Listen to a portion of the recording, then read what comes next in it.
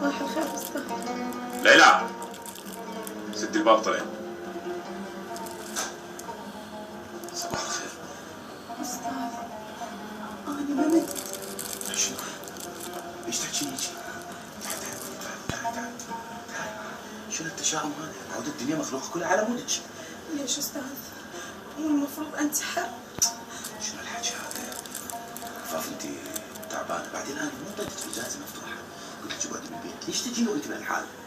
أستاذ ما المفروض اللي ببطني يتربى بأحضان أبوه أستاذ؟ مشكلة سهلة، مو مشكلة ولا حل، مو مشكلة. شلون بالله سهلة؟ هو قولي شنو الحل؟ عفاف هاي الامور بسيطة، بعدين انت نسيتي احنا بعصر متطور ومثل هيك امور حالها سهل جدا. شلون بسيط أستاذ شلون؟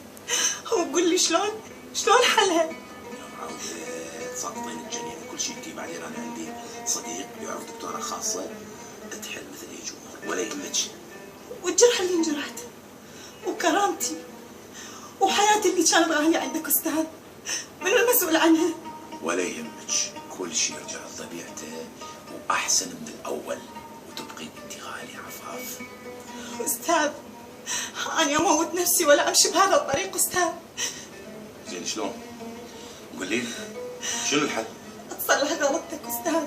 اصلح غلطتي؟ إيه. يقولي لي شلون اصلحها؟ يا ريت موتت نفسي. أستاذ أنت خدعتني واستغليت طيبة قلبي أستاذ أنت المسؤول.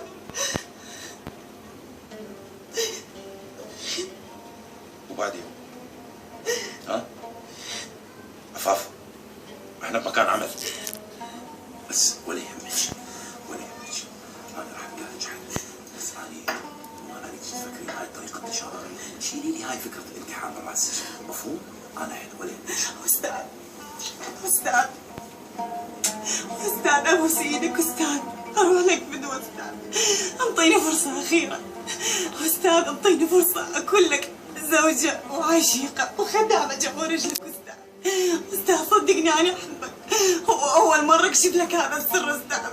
بابا يا زواج وين مال زواج؟ انت مخبره انت؟ اني اذا اكو عقده بحياتي فاسمها الزواج، انت ايش تحكين؟